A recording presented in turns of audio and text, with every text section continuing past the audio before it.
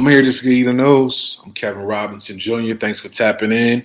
We're going to talk about two mothers who lost their lives after getting a BBL surgery, the Brazilian butt lift surgery. All right, we're going to get into it. Let's bring it up. If you like anything I say here, make sure you like, share, comment, and subscribe. All right, but let's get into it, man. Here it is. And welcome back to the second half hour of The Factor Uncensored. It's a new year, and for some people, it's a chance to create a new look for themselves. We just talked about the obsession with the ladies a few minutes ago here on The Factor Uncensored. Now we're discussing and going to discuss how dangerous the procedure can be.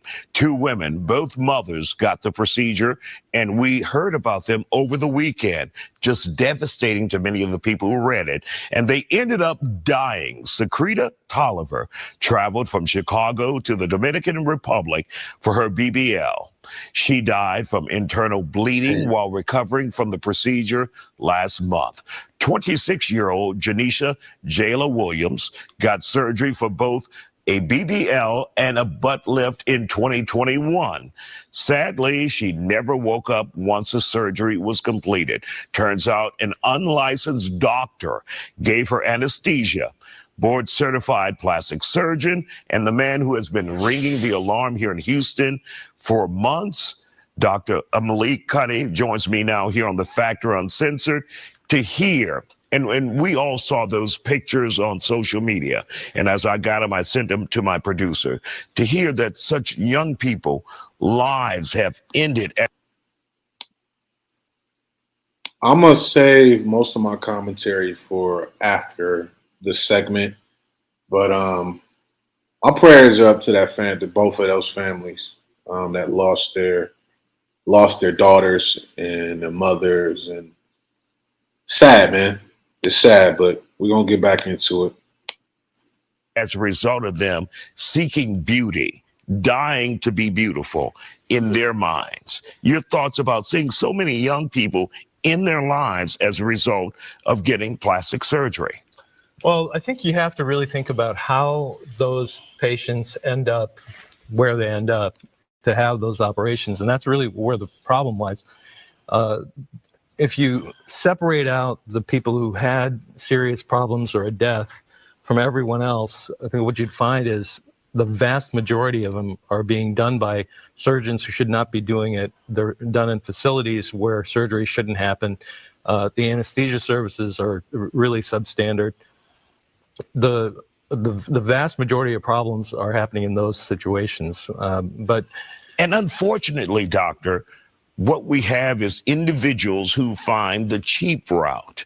These are people who are not board certified, not in this country. In one case, the Dominican Republic. In another case, this person did not have a license. And so they're likely charging cheaper rates. Oh, they definitely are charging less. And, you have people who are, that say you find a surgeon to perform the procedure in the first place, and you find him on TikTok or Instagram. You have all these different doctors advertising services, basically, just as if it were any other commodity. And people will gravitate toward the ones that are cheaper, and they don't understand that it's not a commodity. There's a big difference between this operation or any plastic surgery operation being done by somebody who's qualified and somebody who should absolutely not be doing it. The ones who shouldn't be doing it are doing it very cheaply, and patients don't understand that. And I think people think, okay, so this is just my ass. My ass is not going to kill me, but it could if it's not properly done by someone who knows what they're doing. Wow. Yeah, and what I can do is give you just kind of a brief example of a particular problem that can happen. There's something called a fat embolus, which is a small amount of fat accidentally gets injected into a blood vessel. It goes into the circulation and can kill a patient very quickly. That problem is something that's avoided with excellent training and experience. And that's something that the cheap doctors don't have. If they had that kind of training, they wouldn't have to do it so cheaply. That's just one And example. really quick, many of those doctors who are not like an oral surgeon who will do this, they get like a weekend of training. Yes, Or a that's very course, common. and then they start the procedure. Yeah, very common. And I think I've talked about it before. There's a course that has a 15-minute segment on patient safety. Wow. So you're not going to catch these kinds of very important things. You're not going to have some. Man, look, I want to be careful what I say. I don't want to hurt anybody's feelings. These were two people, two families lost, daughters, nieces, granddaughters and shit. But I do want to say this, man. This is my final thoughts. Ladies, love yourself for real. Love yourself for real. Look, if it wasn't meant for you to have a fat ass, it wasn't meant to be. If it wasn't meant for you to have big titties, it wasn't meant to be. If it wasn't meant for you to have perfectly, plump lips or, we all have imperfections, man. And the thing is, ladies, y'all can learn this from men. Men just have imperfections, and if there's things that they want to work on, they either get their ass in the gym or it's just like, you know what, it is what it is. I'm gonna have to live with this. And I feel like the image that women see on Instagram and social media and TikTok and on TV is these botched looking women.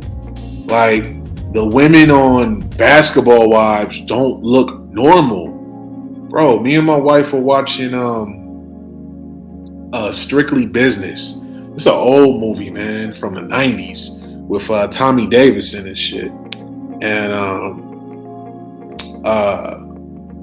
Tommy Davidson and Halle Berry. I wasn't no big Halle Berry fan when I was a kid, man. I was always Nia Long. Nia Long still is. She can't do no wrong to me. But I was more of that. But I'm watching Strictly Business, and this is young Halle Berry. This Halle Berry probably about 20-something, She just fine, naturally fine. No BBL, no none of that. Just skin beautiful, just damn.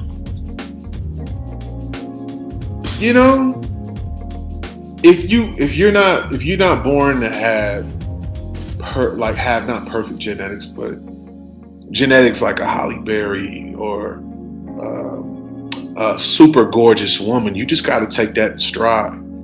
Now, the makeup thing that y'all do, maybe tone it down a little bit. The eyelashes, most men don't like your eyelashes. The period. The period eyelashes y'all be having. Motherfuckers this long and shit, looking like motherfucking Predator or some shit. Most guys don't like that shit. When you do the BBL thing, it doesn't make the pussy feel better. From what I heard, I ain't never fucked a bitch with a BBL, but from what niggas have told me, BBLs don't make your pussy better. That BBL shit look crazy because a lot of y'all walk around looking like ants. Love yourself. Quit trying to compete with bitches that make money in the strip club and rappers and shit. Like, think about your life 20 years from now. If I get this surgery, what am I gonna look like? If you're 25, if I'm 25, what am I gonna look like when I'm 45 with this shit? You should never get surgery if you don't have to. The only time you should get surgery is when you have to. Like, it's like, maybe you might have a lump in your breast or something, ladies, or maybe you might have anything life-threatening. Surgery, that makes sense. But just to get surgery, just to do it, you can die from surgery. And that's what happened to these ladies. The sexiest thing a woman can do nowadays is look like a woman. Quit trying to look like a fucking Barbie doll. The fake ass, the fake titties, the period eyelashes, the 17 pounds of makeup, the fucking 50-inch long Pocahontas weave, and then the pseudo bravado, this pseudo boss bitch attitude, arrogance you have, but yet you go home and you really feel like shit about yourself. You got to put this air out there like you a boss bitch, but you go home to squalor. You go home to no man. You go home to 3 whiny ass kids and they daddies don't want to be around you because they never wanted to be with you like that. Quit equating the fact that men want to fuck you as men wanting to be with you. Love yourself. Real self-love is going to the gym every day. Real self-love is not covering up your imperfections. It's actually enhancing them. You know, like, you know what? You might not have a perfect ass, but you know what it is? See, ladies, you guys are attracted to men for confidence, and men are the same way. Confidence ain't being a boss bitch. Confidence is being a woman that is okay with walking outside without makeup on. You ain't gotta have a full face of makeup every time. You know, a lot of y'all are fucking lying to the men you're dating. Your pictures on Instagram are touched up. Your face, your makeup takes you an hour every day. You work at Wells Fargo. You count other people's money all day. Nobody gives a fuck about you getting a BBL. You know what I'm saying? Real shit.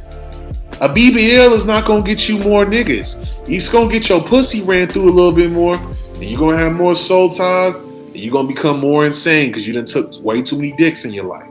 You feel me? Ladies, love yourself. Really love yourself. No artificial love. None of this